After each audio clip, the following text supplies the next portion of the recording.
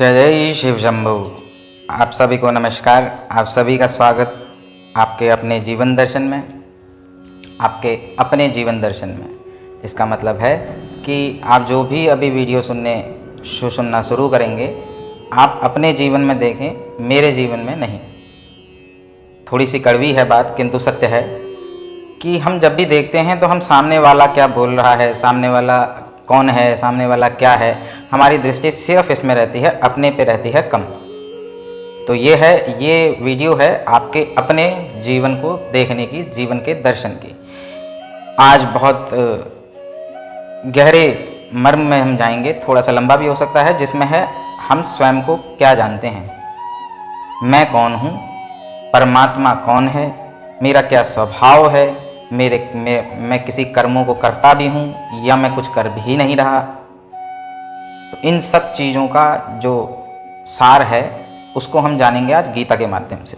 तो आज गीता के 5वें अध्याय के 13वें श्लोक में हम जानेंगे, 14वें श्लोक में आज 14वां श्लोक हम लेंगे। 14वां श्लोक है, न कर्तव्यम न कर्माणि लोकस्य सृज्यते प्रभो न कर्म फल संयोगम स्वभावस्तु प्रवर्तते। 14वां श्लोक था ये। इससे पहले हमने कल जो 13वां श्लोक लिया था, एक बार उसमें सूक्ष्म दृष्टि डालनी बहुत ज़रूरी है। जो कल हमने लिया था उसमें वह कह रहे थे 13वें श्लोक में कि जब मैं जो हूँ, यानी यहाँ पे कृष्ण बता रहे हैं, वो परमात्मा बता रहे हैं, वो मैं जो है, जो सत्य है, सनातन है, वो अब स्वयं के बारे में बता रहा है। मतलब आज तक हमारा जो भी ये प्रश्न रहा है, मैं कौन हूँ, उस मैं कौन हूँ का इतना सरल जवाब कृष्ण ने 5वें अध्याय के 13वें श्लोक में दिया है, किंतु हमारी दृष्टि बहुत अलग ही रहती है। वो यहाँ पे कह रहे हैं, मैं देहधारी जीवात्मा, मैं देहधारी जीव आत्मा। देहधारी एक शब्द, जीव आत्मा दूसरा शब्द, दो शब्दों में उन्होंने अपने को प्रकट करने की कोशिश करी अर्जुन के समक्ष और हमारे समक्ष। अब ये जो दो शब्द हैं, देहधारी और जीवधारी, जीवात्मा। देहधारी मतलब ये जो प्रकृति है, प्रकृति का धारण करने वाला। देह जो प्रकृति है हमारी, एक मनुष्य की, चाहे ये संपूर्ण प्रकृति ले लीजिए। जब हम अपने भीतर टटोलते हैं तो हमारी प्रकृति को धारण करने, हमारे शरीर को धारण करने वाला हूँ मैं, ये शरीर को धारण करने वाला हूँ मैं। और जब मैं इस दृष्टि से बाहर को देखता हूँ तो ये संपूर्ण ब्रह्मांड को धारण करने वाला भी मैं ही हूँ, ये कृष्ण कह रहे हैं। तो वो कह रहे थे कि जो जीवात्मा अपनी प्रकृति को वश में कर लेता है, मतलब कि आपके भीतर जो आप हैं, जो स्वयं हैं, सत्य जो सनातन चैतन्य हैं, जो सनातन है आपका निराकार रूप आत्मा, जीवात्मा उन्होंने कहा था ना, जीवों के भीतर जो आत्मा है वो आत्मा हूँ मैं। तो आत्मा जो है वो एक ही है सबकी। यहाँ पे वो यही कह रहे हैं अर्जुन से कि मैं जीवात्मा बनके सारी प्रकृतियों को धारण करने वाला हूँ। मतलब मैंने कहा, जब आप भीतर देख रहे हैं तो आपकी जीवात्मा, जैसी आपकी दृष्टि बाहर होती है, संपूर्ण प्रकृति को, फिर मैं नहीं हूँ, फिर संपूर्ण प्रकृति है, संपूर्ण प्रकृति को भी धारण करने वाला जो है वो मैं चैतन्य सत्य सनातन हूँ। तो मैं जो भी, अब जब बात आ जाती है पर्सनल एक आदमी की, जब एक आदमी को लेकर, अर्जुन को लेकर वो समझा रहे हैं, तो वो कहते हैं, तो जो जीवात्मा, जैसे एक जीव में जो जीव जितने एक प्रकृति जितने स्पेस में है, उतनी जीवात्मा, वो अंश उस जीवात्मा का, उस आत्मा, संपूर्ण आत्मा का वो अंश जो है जीवात्मा, अपनी प्रकृति, अपने उस शरीर और शरीर रूपी प्रकृति को, पूरी शरीर और इसके 33 एलिमेंट्स टोटल, जो हमें 33 कोटि देवता समझाए गए हैं, वो 33 एलिमेंट हमारे टोटल जमीन पांव से लेकर सर तक जो इस शरीर में, इस प्रकृति में कार्य कर रहे हैं, जिसमें मन बुद्धि चित्त अहंकार इंद्रियां वासनाएं, सब कुछ जिसके भीतर आ जाता है, अच्छा बुरा सब कुछ जिसके भीतर आ जाता है, वो उस प्रकृति को चलाने वाला हूँ मैं। किंतु मैं सोया हुआ हूं, जब मैं जागूंगा इस प्रकृति के ही कर्मों से, इसके कर्मों की सुगंध से मेरा जागरण होता है, और जब मेरा जागरण होता है तो फिर मैं इस प्रकृति को वश में करके काम लेता हूं इन 9 द्वारों के जरिए। ये जो 9 द्वारों की जो पुरी है, ये 9 द्वारों का जो शरीर है, इसके जरिए मैं इस 9 द्वारों के शरीर से फिर कार्य लेता हूँ। ये उन्होंने कल के उसमें बताया था, जिसमें उन्होंने ये बता दिया है सबको कि आप सबके भीतर जो मैं है, जो स्व है, जो आत्मा है, वो एक ही है। अब उसके बाद वो आज के 14वें श्लोक में जो कह रहे थे, वो कह रहे हैं शरीर कि इस परमात्मा, इसको वो यहाँ पे 14वें श्लोक में प्रभु के नाम से संबोधित कर रहे हैं। न कर्तव्यम न कर्माणि लोकस्य सृजति प्रभु। वो खुद आत्मा को यहाँ पे प्रभु का संबोधन दे रहे हैं। किंतु लेकिन हमें अगर हमें क्यों नहीं ये बताया जाता कि वो जिस प्रभु को मैं सिमरने जा रहा हूँ वो मेरे भीतर है, कहीं बाहर तो हर जगह है, लेकिन पहले मेरे भीतर है। जब भीतर वाला जागेगा तभी बाहर वाला नजर आएगा। तो वो जो जागरण है अपने अंदर अपने परमात्मा का, वो हमें क्यों नहीं सिखाएगा? क्योंकि वो सिखाने से बहुत से व्यवसाय, बहुत से बिजनेस, बहुत से बहुत से अहंकार नष्ट हो जाएंगे। जाति प्रथा, ये ऊंच नीच, ये बड़ा छोटा, ये सब खतरे में आ जाएंगे। यही इसीलिए कहा गया कि सत्य जो है, सनातन जो है, समाज उससे बहुत डरता है। क्योंकि वो आ गया तो फिर ये आपका ऊंच नीच, भेदभाव, ये पंथ वो पंथ, ये सब खत्म हो जाएगा। फिर जीवन की दृष्टि जाएगी मैं, चाहे हिंदू की हूँ, मुस्लिम की हूँ, सिख की हूँ, ईसाई की हूँ, किसी की हूँ, जीव की हूँ, दानव की हूँ, जानवर की हूँ, मानव की हूँ, मैं जीवात्मा, मैं आत्मा, मैं परमात्मा, मैं प्रभु। यहाँ पे कृष्ण उसे प्रभु की संज्ञा दे रहे हैं। तो वो कह रहे हैं मैं प्रभु ना तो कर्मों का सृजन करता हूँ, ना लोगों को कर्म करने के लिए प्रेरित करता हूँ, ना ही कर्मफल की रचना करता हूँ। यह तो सब प्रकृति के गुणों द्वारा ही किया जाता है। कितनी सुंदर, मतलब सब कुछ बता दिया उन्होंने यहाँ पे। उन्होंने कह दिया कि मैं जो हूँ ना, मैं कर्मों का सृजन, मैं कोई कर्मों का सृजन भी नहीं करता, मेरा कोई कर्म नहीं है, मैं कोई कर्म नहीं करता, क्योंकि मैं निराकार हूँ। मेरा कोई आकार ही नहीं तो मैं करूँगा क्या? मेरी इच्छा ही नहीं तो मैं करूँगा क्या? मेरे को कुछ भूख प्यास, ये इन सब से परे हूँ मैं, तो मैं किसी कर्म का सृजन क्यों करूँगा?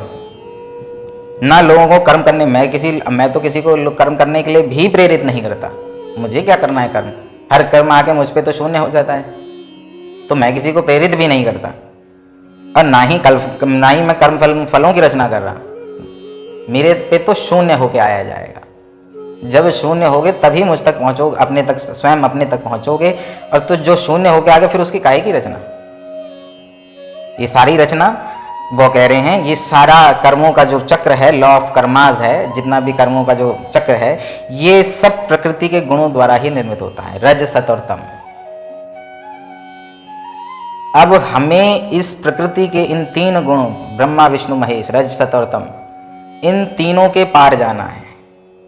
अब इनके पार जाने की जो प्रक्रिया है वो है इन तीनों को प्रसन्न करके। आप जानते हैं, आप अपनी कथाओं से, कथानकों से अच्छी तरह भली भांति परिचित हैं, शास्त्रों से परिचित हैं कि ब्रह्मा विष्णु महेश, इनको ये अजय हैं, इनको कोई जीत नहीं सकता। अब इनसे अगर पार होना है तो हमें प्रेम से ही पार हो जाना है। तभी कहा है, ओशो ने भी कहा है कि जो अंतिम ताले की चाबी है वो चाबी प्रेम है। आप अपने भीतर संयम जगा लेंगे। आप ये छोटे छोटे जो देवता आपको बताए गए आपके कहानियों में, इंद्र बिंद्र, ये सब, आप इन सब कुछ जो आपके भीतर हैं, इन सबको कंट्रोल कर लेंगे। यम तप नियम जप धर्म, इन सब से कर लेंगे नियम में। किंतु जो आखिरी चाबी है वो है प्रेम। तो उस प्रेम को कैसे जगाया जाएगा, कैसे उसको पाया जाता है, कहाँ से? क्योंकि ये प्रेम जो उत्पन्न होगा ये तुम्हारे कर्मों की अग्नि से उत्पन्न होगा।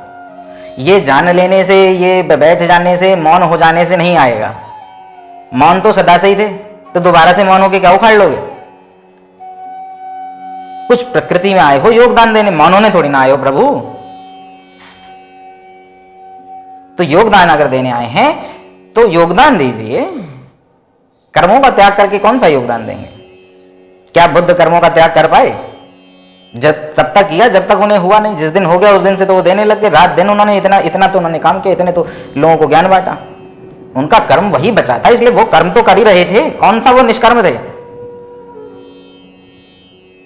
हमें पता नहीं क्या पढ़ा दिया गया। अगर ऐसा चाहते हो, क्या बुद्ध की तरह फिर बांट पाओगे? तो इसलिए वो उन्होंने कहा कि जो गृहस्थ है, जो समाज में है, वो और उत्तम है, वो निकृष्ट नहीं है। हमें तो बता दिया गया, हम समाज में ये अपने कार्य कर रहे हैं, बहुत निकृष्ट है। निकृष्ट नहीं कह रहे हैं, वो कह रहे हैं आप सबसे उत्तम हैं, आपने कर्मों का परित्याग नहीं करा, किंतु कर्म करने का तरीका नहीं आया, स्वयं को जाना नहीं। स्वयं को जान लो, उसके बाद निरच्छा होकर कर्म करो, क्योंकि वो यहाँ पे साफ बता रहे हैं कि मुझे तो किसी चीज की मैं जरूरत ही नहीं, बस ये मेरी प्रकृति है जिसको मैंने धारण कर रखा है, इसकी इच्छा, इसकी जरूरत और इसकी जरूरत और उतनी इच्छा जो इसकी जरूरत के दायरे में है, उसके लिए ये मेरा प्रेम है, मैं ये कर्म करूंगा। फिर उसके बाद मेरा ये कर्तव्य इससे थोड़ा सा बढ़ता है तो समाज के लिए आता है, देश के लिए आता है, पूरे प्रकृति के लिए आता है। किंतु पहले मैं यहाँ का तो धर्म निभाऊं। हम अपने घर, एक समाज भी छोड़िए, हम अपने घर के अंदर एक प्रेम पूर्वक कर्तव्य नहीं कर पा रहे। उसमें हमें दर्द हो जाता है, उसमें हमें पीड़ा हो जाती है, उसमें हमें शोक हो जाता है, उसी से हम टेंशन, डिप्रेशन सब में तो अपने घर से ही आ गए हैं। तो समाज, देश और विश्व को क्या सुधारेंगे? झंडे हमने अपने अपने हाथ में ले रखे हैं, हम ये, मैं फलाना, मैं फलाना, इससे क्या मिलेगा? परमात्मा नहीं, शायद किसी को भी नहीं चाहिए।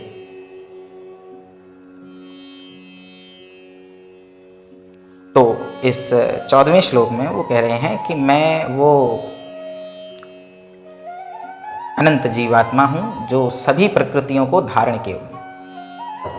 तो जो आप हैं वो वही परमात्मा है, वही परमात्मा परमेश्वर है। बस उसको पहचाने, उसके अनुसार अपना जीवन शुरू करें।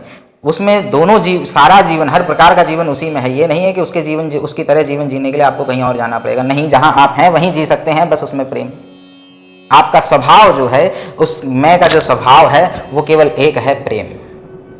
बाकी सब प्रकृति तक के हैं, कुछ अच्छी प्रकृति के, कुछ बुरी प्रकृति के, कुछ निम्न प्रकृति के, कुछ निकृष्ट प्रकृति के। प्रकृति से विकृति तक की पूरी यात्रा के ये गुण हैं। लेकिन तो जो इसे सबसे सर्वोत्तम, सबसे ऊपर जो आपका निज गुण है, जो आपका हर चीज में, क्यों आपको रोड के किनारे बैठे हुए गरीबों को देख के दया आ जाती है? क्यों आपको जानवरों को भटकता देख के दया आ जाती है? पेड़ कटते हुए देख के क्यों दया आ जाती है? किसी को मारते हुए एक बार फिर भी क्यों आपको दया आ जाती है? क्योंकि वो आपका स्वभाव है। बस बुद्धि, आपकी कलुषित बुद्धि आपको कुछ भी अच्छा करने से रोक देती है, वहां पे आपके भीतर डर डाल देती है, चीजें डाल देती है। उसी से बचना है, बस यही कृष्ण कह रहे हैं। वैसे उससे बच गए तो जिस प्रेम से तुमने जो अपना कर्म कर दिया, वो हरि के लिए यज्ञ, उस कर्म की सुगंध आपके भीतर उस परमात्मा को जगा देगी। दर्द होगा करते समय, किंतु याद रखिए आपके साथ, आपके भीतर वो चैतन्य आप ही हैं, वो जो अपना साथ दे रहे हैं, इस प्रकृति का साथ देंगे। बस उसको ये सोच के चलें और अपना कर्तव्यों को करें, प्रेम से करें, आनंद से करें और परमात्मा होके करें। पुरुष होके तो बहुत कर लिए, अब अपने कर्मों को प्रेम स्वरूप होके, परमात्मा होके करें। इसी कामना के साथ आज के श्लोक में विराम दूंगा। मर्म आपको पसंद आया हो तो चैनल को सब्सक्राइब करें, अनवरत इसी ज्ञान को सुनते रहने के लिए, क्योंकि अभी ये गीता का 5वां अध्याय चल रहा है। 18 अध्याय तक एक एक श्लोकों को लेके मैं आपके पास आऊँगा। मेरा यही कार्य है, आनंददायक कार्य है, यही कार्य है आप लोगों के लिए। और अपने मित्रों के साथ, अपने किसी भी दुखी पुरुष के साथ जो अपने आप को बहुत निकृष्ट जान चुका है उसको, और जो डिप्रेशन में जा चुका है, उस तक ये वीडियो पहुंचाएं ताकि वो अपने इन दुखों से बाहर आने का प्रयत्न कर सके। और कोई भी मनुष्य अगर अपने डिप्रेशन से, अपने किसी दुख से बाहर आता है तो मेरे लिए अपार हर्ष की बात होगी। और मेरा जो एक मैंने शुरू किया है, कुछ ना होके कुछ, बहुत कुछ को बताने की जो कोशिश शुरू करी है, इसमें आप सबका सहयोग जरूरी है, प्रार्थनीय है। आप सबको इतने ध्यान से मुझे सुनने के लिए बहुत बहुत धन्यवाद, आभार। कल आपसे दूसरे श्लोक में फिर मुलाकात होगी, तब तक के लिए आनंद में रहें, मंगल में रहें। जय जय श्री कृष्ण।